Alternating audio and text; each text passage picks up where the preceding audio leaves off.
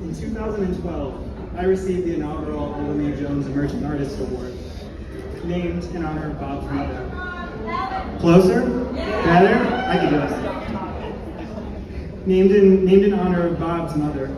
I cannot imagine, nor have I ever received a greater honor.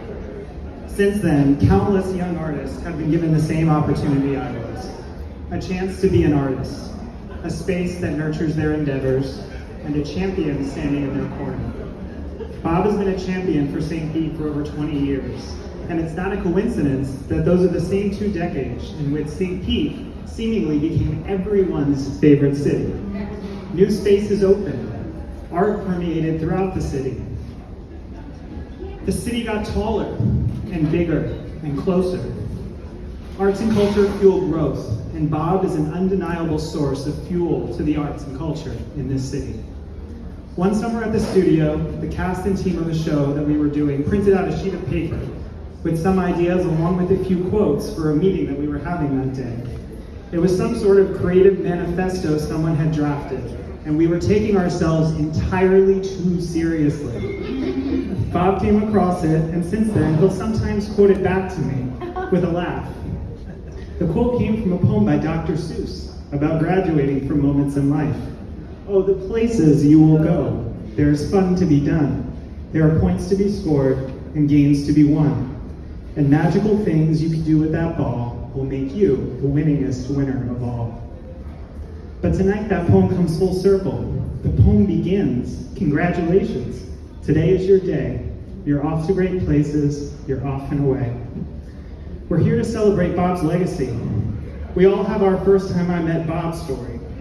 For me, it was working at the Palladium Theater, stage managing their summer youth conservancy. Bob and I had already worked together on a production of Langston Hughes' Black Activity, but didn't realize it. So we were working together beautifully before we even knew each other. But I had heard about Bob through the smiling faces of those who already knew him. I walked into work that day, totally unaware that I was about to work with my new favorite director. I also didn't know that I was about to meet a best friend, a mentor, and a part of my chosen family. I was a passionate 19-year-old theater kid, driven, too confident, very reactive. One day during rehearsal, Bob gifted me a lesson, a core memory. When things get stressful in rehearsal, the table stays calm. This was antithetical to my instincts of the table reacts, but he was of course right. Calm inspires confidence. Calm creates space. I've since learned in practical application how much being the calm one in the room allows you to figure out what forward looks like. It's how you lead. Bob was teaching me to be a leader. You have to come by the studio, he said. Okay, what do you do there? Bob replied, oh, everything. So I did, to this magical place where the answer was always yes. A few months later, Bob left me with another core memory. I was working with Bob at the studio when a gentleman who had rented the space came in. Bob greeted him, as he always does, welcome to the studio, how can I assist you? He just wanted to scope out the space before others arrived. It wasn't until 20 minutes later or so that the gentleman got Bob's attention. These are going to need to go away, the man said. This is our community table, Bob replied. The gentleman was upset about a local LGBTQ magazine that was included on the community table. Everyone is welcome here, Bob explained. Well, I rented the space, he said confidently. Well, we can discuss that, Bob said with a smile. The show happened, and the magazines stayed on the table. At the studio, the answer is always yes, but that applies to everyone. Everyone is welcome, and no one needs to make themselves smaller to make someone else feel bigger by comparison.